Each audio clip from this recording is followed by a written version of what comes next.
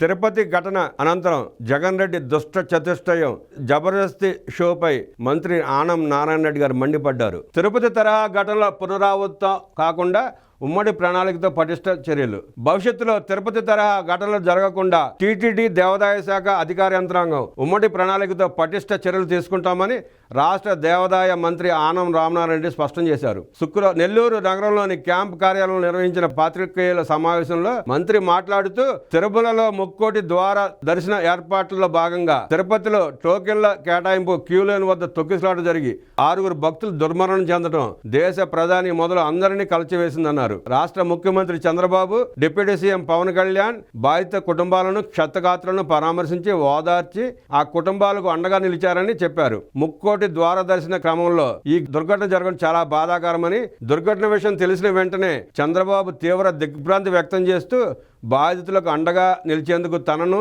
హోంమంత్రి అనిత, రెవెన్యూ మంత్రి అనగాని సత్యప్రసాద్ను ప్రత్యేకంగా పంపించి పరిస్థితులు చక్కదిద్దామని ఆదేశించారన్నారు. అనంతరం సంఘటనా స్థలాన్ని పరిశీలించిన సీఎం కారణాలను ఆరా తీసి బాధ్యులైన ఐఏఎస్, ఐపీఎస్ స్థాయి అధికారులను బదిలీ చేసి డీఎస్పీ, టీటీడీ డైరెక్టర్ స్థాయి అధికారిని సస్పెండ్ చేసినట్టు చెప్పారు. బాధితులను ముఖ్యమంత్రి, ఉప ముఖ్యమంత్రి, మంత్రులు పరామర్శించి ఆ కుటుంబాలకు ధైర్యం చెప్పారని, క్షతగాత్రులను పరిశీలించి వారికి సత్వరం కోలుకునేలా మెరుగైన వైద్య సేవలు అందించాలని వైద్యులను ఆదేశించినట్టు చెప్పారు. తొక్కిసలాటలో 35 మంది గాయపడగా సుమారు గంటన్నర పాటు సీఎం చంద్రబాబు క్షతగాత్రులను పరిశీలించి వారి ఆరోగ్య పరిస్థితి, యోగక్షేమాలు తెలుసుకుని పరామర్శించినట్టు చెప్పారు. దుర్మరణం చెందిన 6 కుటుంబ సభ్యులకు ఒక్కొక్క కుటుంబానికి 25 లక్షలు, తీవ్ర గాయాలైన వారికి 5 లక్షలు, స్వల్ప గాయాలైన వారికి 2 లక్షల చొప్పున ప్రభుత్వం సాయంగా అందించినట్లు చెప్పారు. వీరిలో 4 మన రాష్ట్రానికి చెందినవారు కాగా ఒకరు కేరళ, మరొకరు తమిళనాడు రాష్ట్రానికి చెందినవారుగా మంత్రి చెప్పారు. తిరుపతి విష్ణు నివాసం వద్ద ఏర్పాటు చేసిన క్యూలైన్ వద్ద షుగర్ లెవెల్స్ తగ్గి ఓ మహిళ కళ్ళు తిరిగి పడిపోవడంతో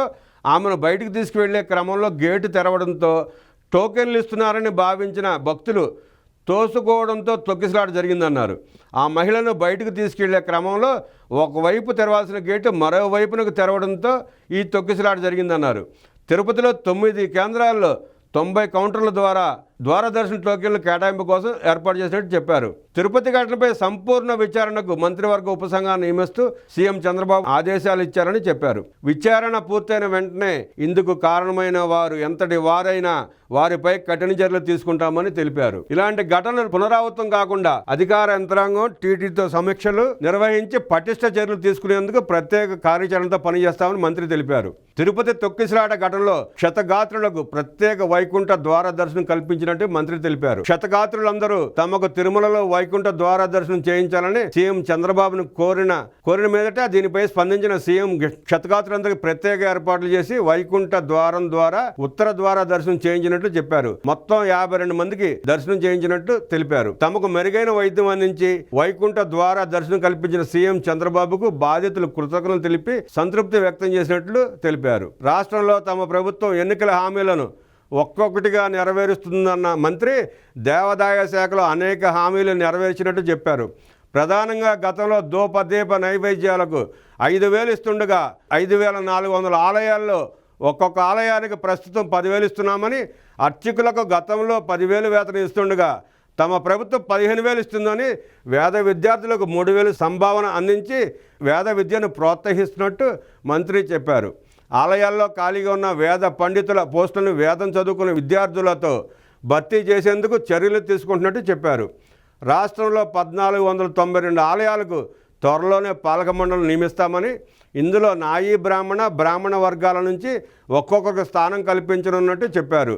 వేదాలు, ఆగమ శాస్త్రాలను తూచా తప్పకుండా పాటిస్తూ సనాతన హిందూ ధర్మ పరిరక్షణకు, భక్తులకు భగవదానుగ్రహం కల్పించేందుకు తమ ప్రభుత్వం దృఢ సంకల్పంతో పనిచేస్తుందని మంత్రి ఆనం రామనారాయణ తెలిపారు. పరామర్శ పేరుతో జగన్ దుష్ట చతుష్టయ జబర్దస్తి యాత్ర సాగించాడని దేవాదాయ శాఖ మంత్రి ఆనం రామనారాయణ మండిపడ్డారు. తిరుమల దేవస్థానాన్ని భ్రష్టు పట్టించిన ఆ 4 జగన్తో ఉన్నారు.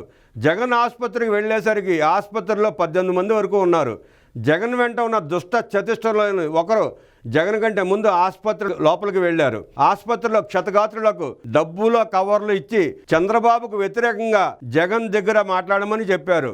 టీడీపీకి చంద్రబాబుకు వ్యతిరేకంగా చెప్పాలంటూ క్షతగాత్రులకు డబ్బుల కవర్లు ఇచ్చారు. అలా చేయడం వైసీపీ నేతలకు సిగ్గు అనిపించడం లేదా అని మంత్రి దుమ్మెత్తిపోశారు. 5 ఏళ్లు పాలన చేసిన మీరు పరామర్శకు వెళ్ళి ప్రభుత్వంపై సీఎం ఆరోపణలు చేయమని డబ్బు కవర్లు ఇచ్చి వస్తారా?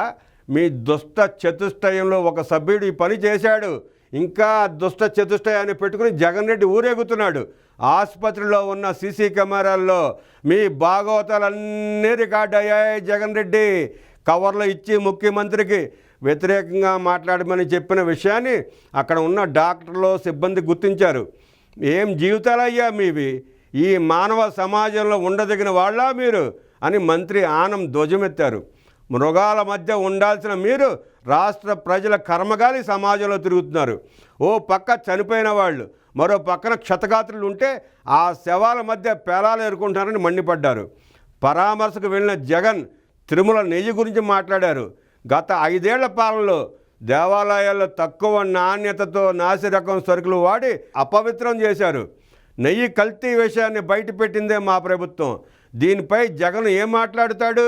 ప్రసాదాలు, అన్నప్రసాదాలు నాణ్యత ఎంత మెరుగుపరిచామో భక్తులను అడిగి జగన్ తెలుసుకోవాలని హితవు పలికారు. భక్తుల మనోభావాలు కాపాడుతాం, వారికి తిరుమల శ్రీవారిని చేరువ చేస్తామని మంత్రి ఆనం రామనారాయణ రెడ్డి తెలిపారు.